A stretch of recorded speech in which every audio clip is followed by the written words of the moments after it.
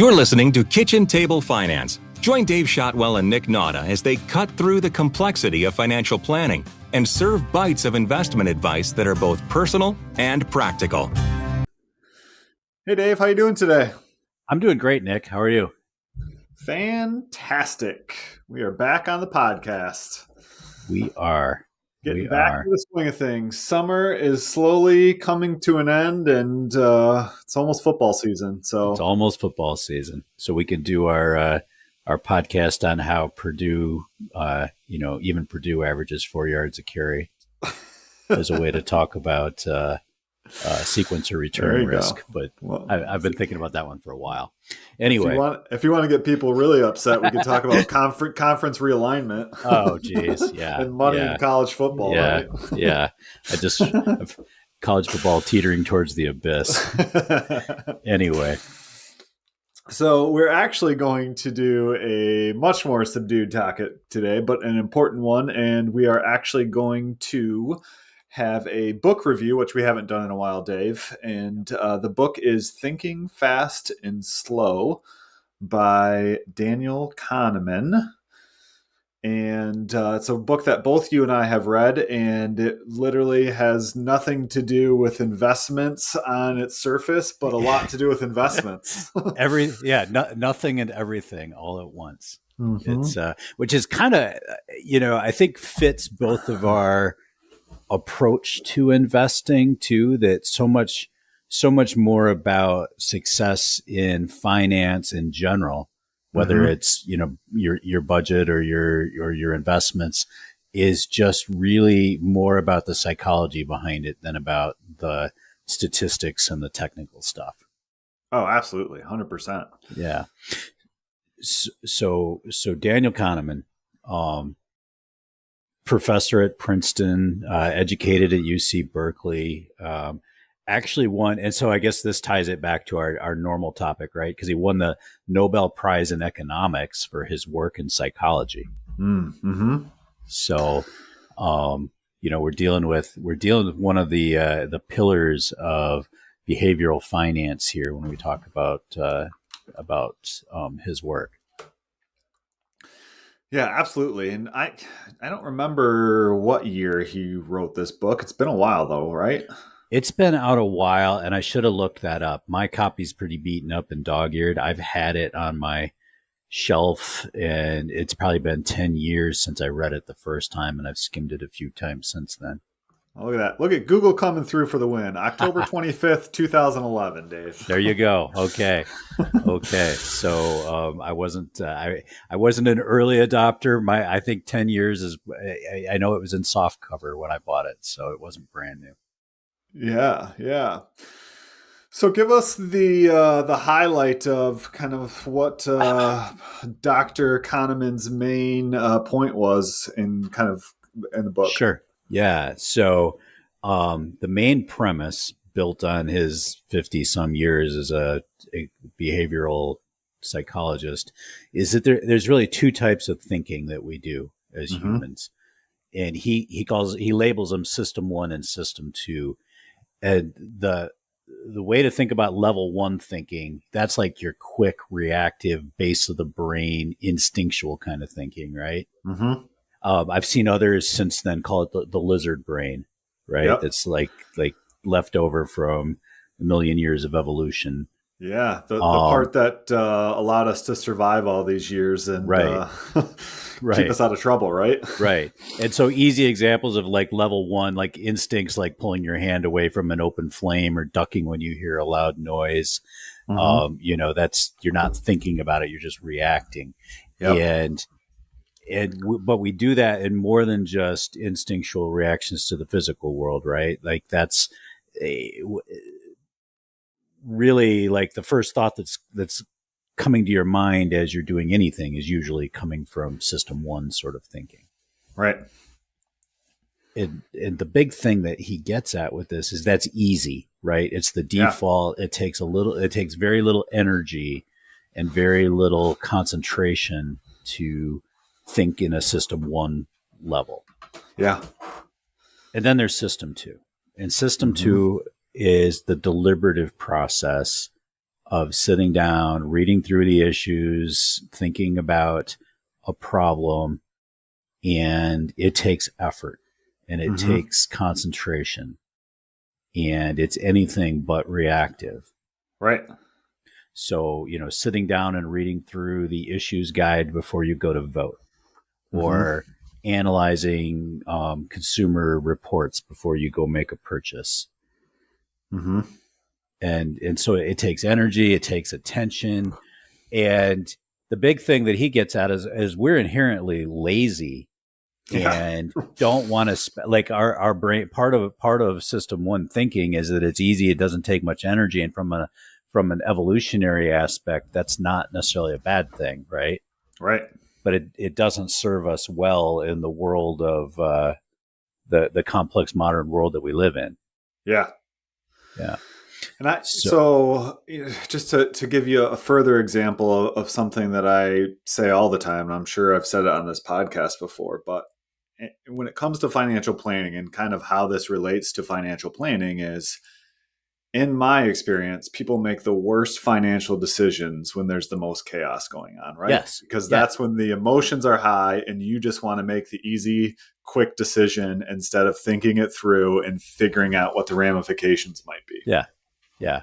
An example I jotted down for today would be, so one thing also to keep in mind is that like a lot of the level 2 thinking that we do is to justify a decision we already made on level 1, right? To rationalize. Yeah, and exactly. So like as an example, I jotted down, I'm not a car guy, right? But I know what I think is cool, and so you see, I like shiny blue sports cars. I don't really, but let's say I did. And so I see this car on the lot. And I'm like, oh, that's the car for me. Right. Just because it appeals to me. And it's like level 1, like, hey, that is cool. Right. Right. Level 2 thinking would be to sit down and look at the gas mileage and the, all the different mechanical things. And, it's got the best nav system, and it's got, and to really rationalize it and go through. But a lot of what we do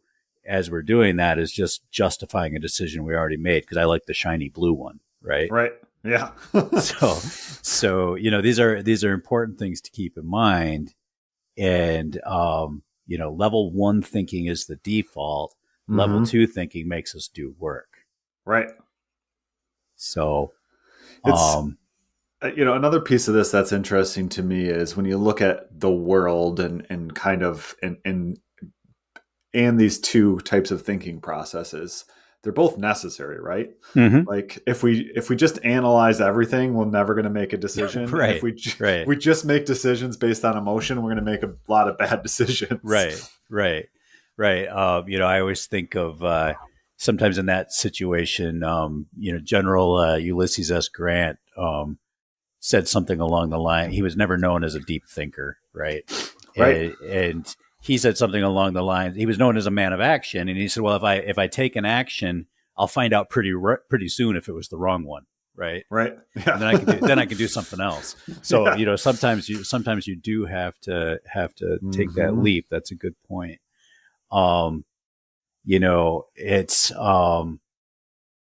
interesting from like what does this mean in the real world, right? And from an academic standpoint, and where the Nobel Prize for economics came in for this work is, if you've ever taken Econ 101 or 102 in academic setting, it's all based on this fictitious rational actor, right? Yeah.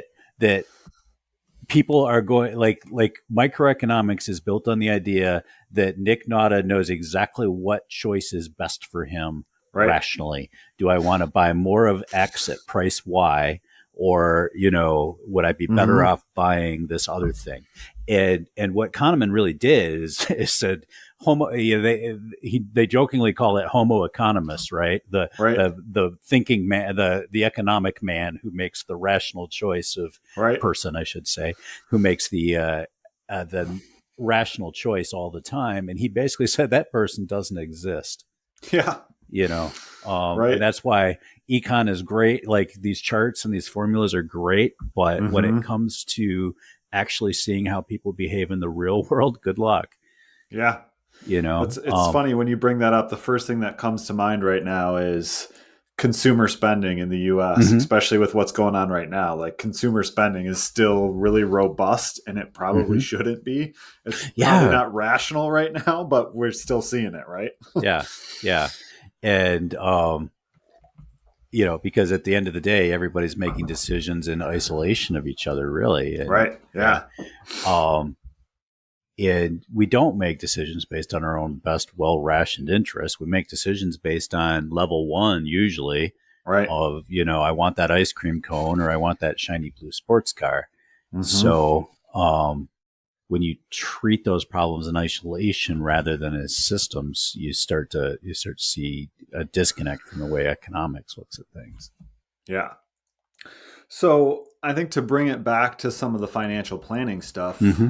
part of the reason why our role is so important, Dave, is because we can take out some of that emotional based decision making. And Right. one of the things that I tell people, one of the most important things that we do is we're a third party objective, meaning if you come in with all these emotions around something, we're not, we don't Mm-hmm. have that same relationship to your Yeah. financial plan as you do. So we can sit back and give you the rational pros and cons and help you work through Right. that.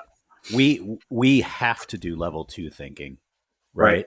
Because Mm-hmm. we don't have that. We're not going to have that same reaction that you do Mm-hmm. as a individual to your own financial situation. Right.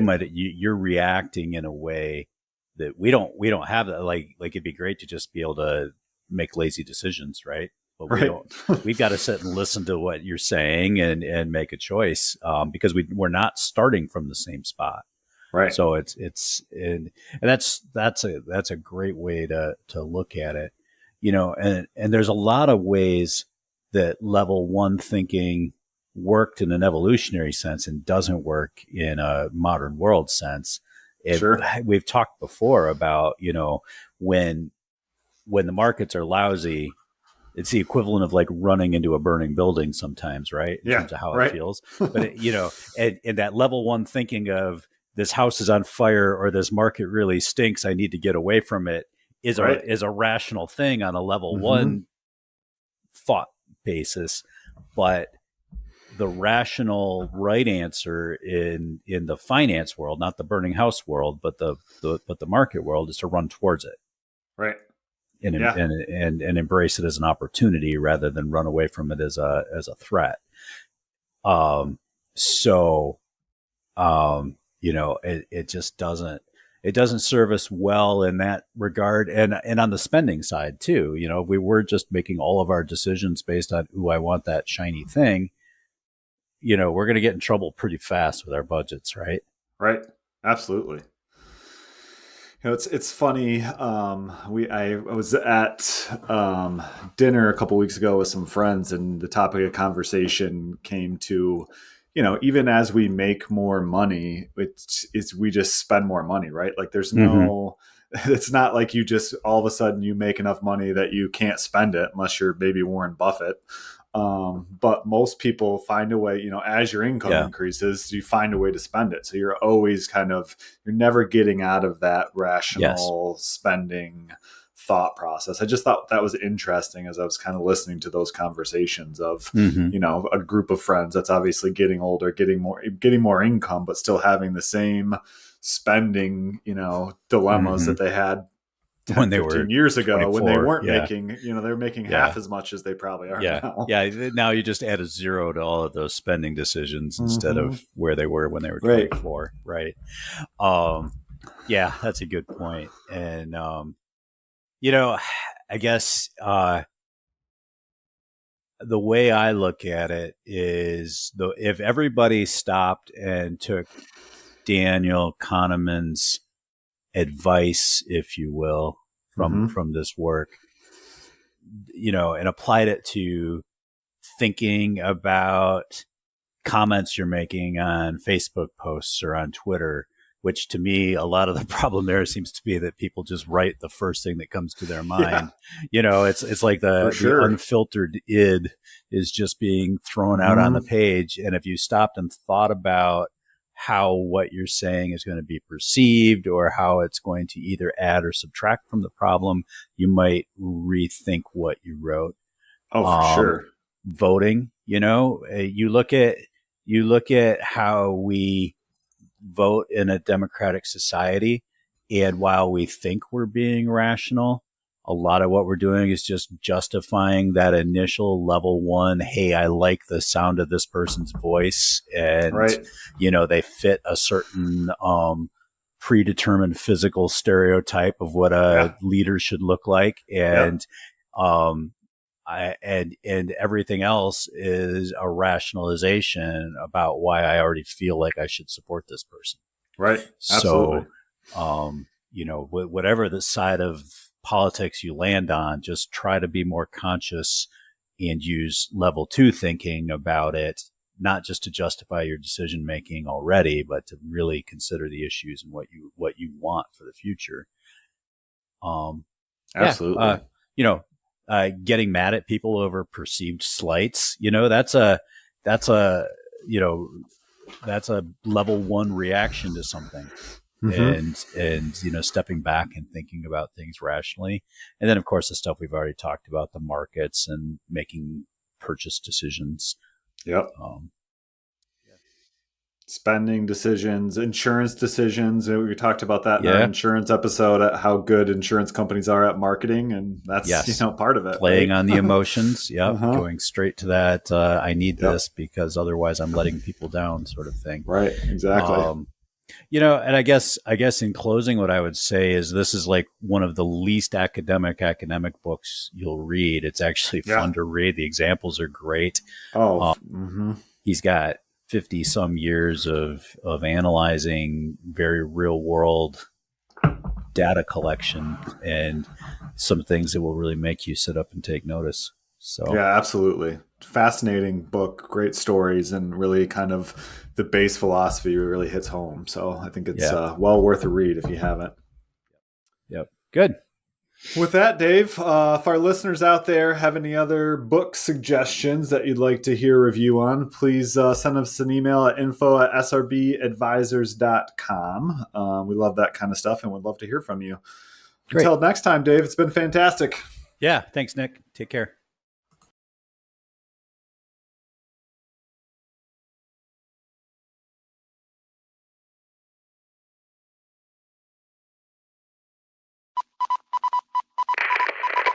This is a Zedia Media production.